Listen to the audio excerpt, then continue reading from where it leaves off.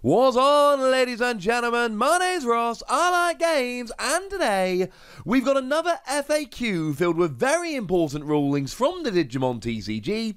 So this is the kind of stuff we need to have a good old chat about.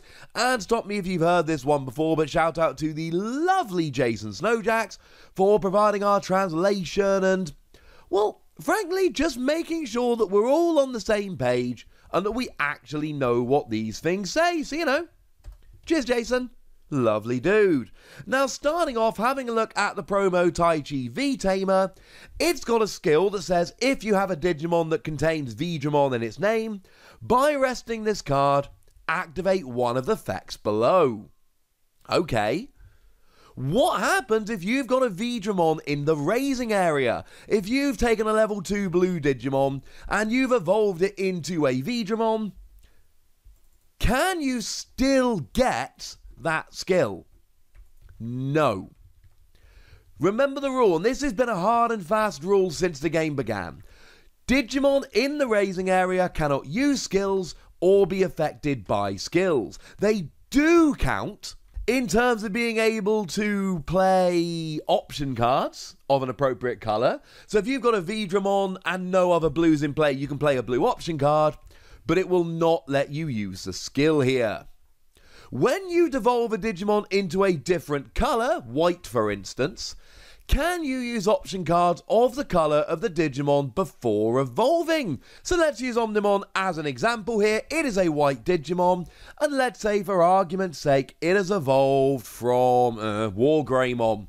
Why not? That's the Agumon line. Everyone loves the Agumon line. Does it count as a red card so that you could play a card like Gaia Force if you had no other red cards in play? No. It's not a red card. It evolved from a red card, but it's not a red card. It does not count. Now, Metal Garurumon from New Evolution has one of my favourite skills we've seen on any Digimon so far. When you attack, you can essentially play a Digimon from your evolution sources as its own Digimon without paying for it. It's awesome. So, let's say you've got Garurumon. Now, Garurumon is important here because Garurumon's got that amazing skill that when you play it normally, you get to make one of your Digimon active. And yeah, this has clearly been my favourite use for this. I've made no secret about it. So, how does it work?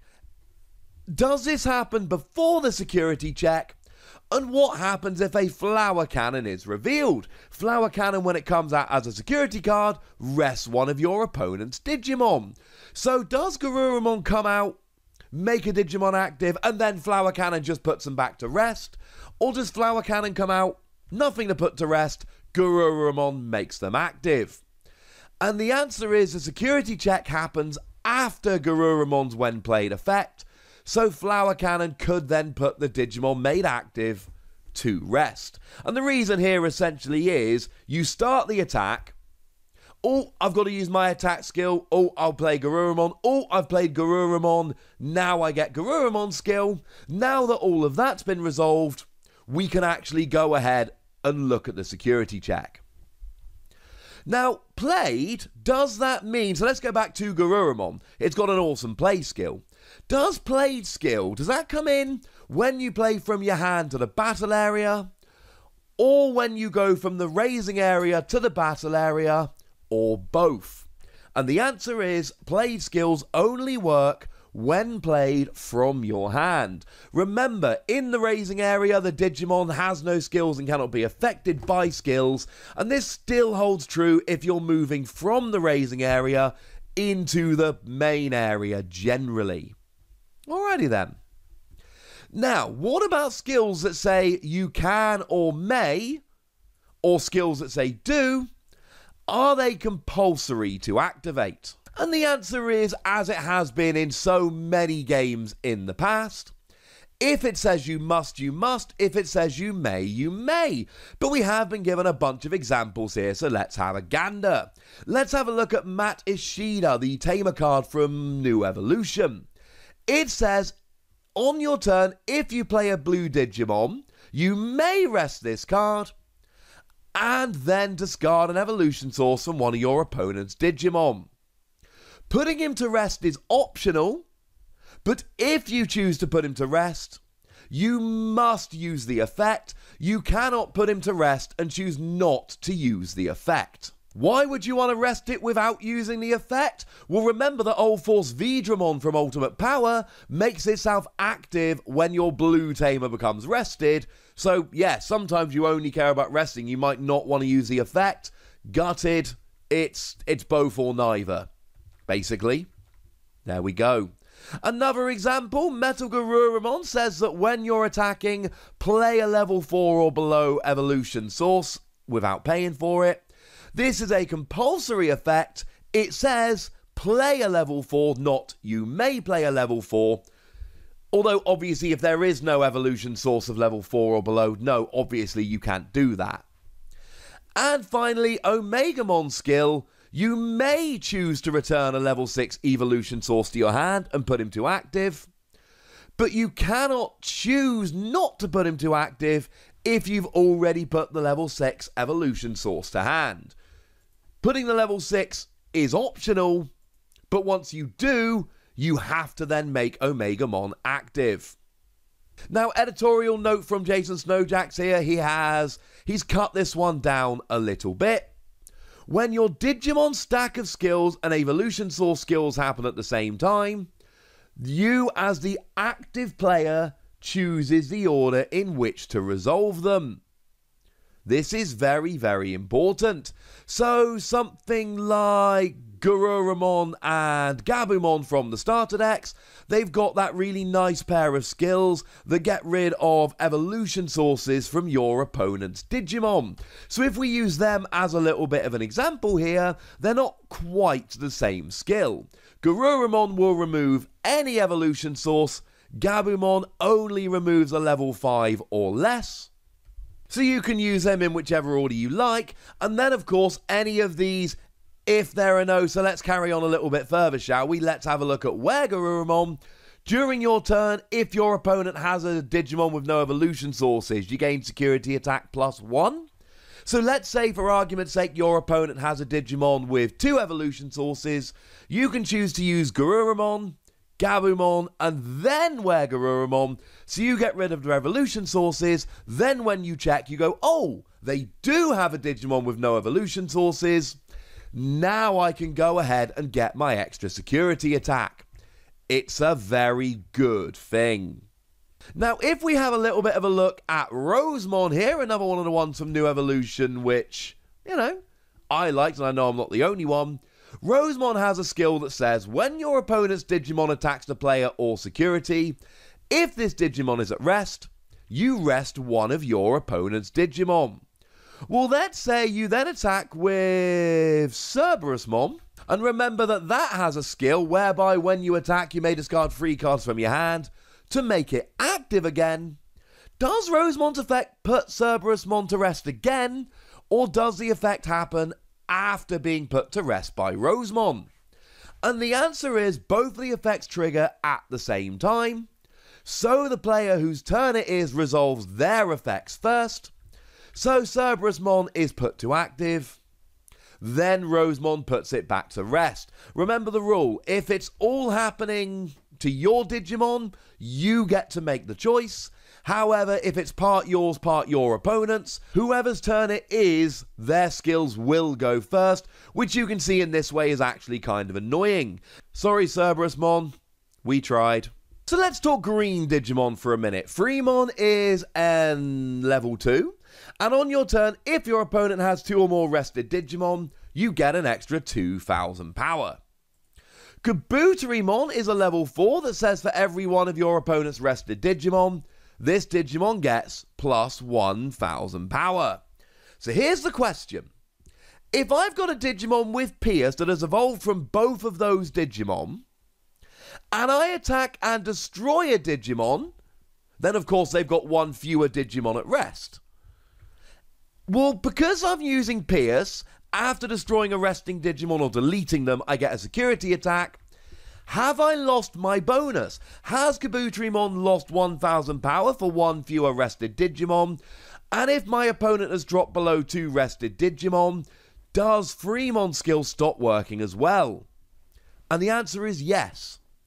The timing for both of those skills are your turn, which means they are constantly being checked, and any time you start or stop fulfilling the condition, the effect will change. As soon as the Digimon gets destroyed and is no longer at rest, then the skills of those Digimon relying on the resting Digimon unfortunately go ahead and change.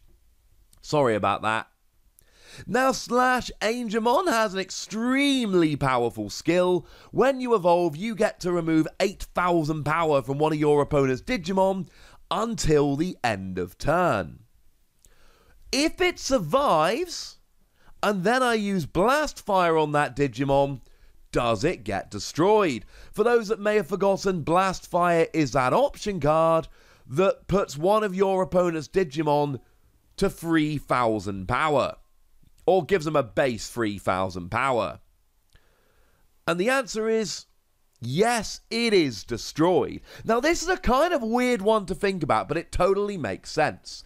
Let's say you've got an 11,000 power War Greymon, for instance.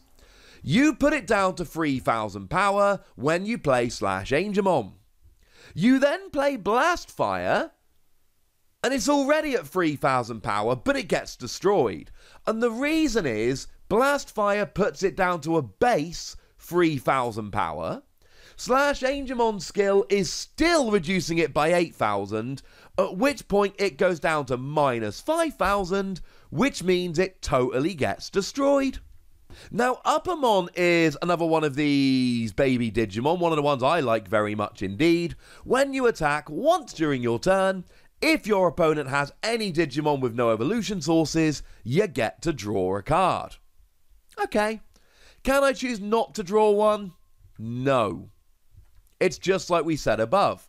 This does not say you may, it says draw a card. If it says you may, you may. If it says you must, or it just says draw a card, then you have to just draw a card. My apologies, ladies and gentlemen. And remember, this could be relevant, because if that's the last card in your deck and you don't win the game this turn, you will then deck out at the beginning of your next turn and lose the game. Now, another little editorial note, Jason Snowjax has cut this one down. We're very lucky to have him. Uppamon's skill. Does it trigger and activate on the second attack if the condition was not fulfilled in the first attack? I.e., let's say during the first attack, your opponent had 3 evolution sources, so you take 2 of them away with, say, Gabumon and Garurumon, but they've still got 1 left. You then make it active and attack again. At that stage, your opponent goes down to 0 evolution sources, and you do get to draw yourself a card. Once per turn refers to the number of times you can activate the skill, not the trigger, i.e., once per turn means you can only use a skill once. It doesn't mean you can only check once. And if the condition isn't fulfilled, tough luck, gutted, it means every time you attack, you check, until such a point as you realise that in fact you have used a skill, in which case the skill, for want of a better phrase, turns off.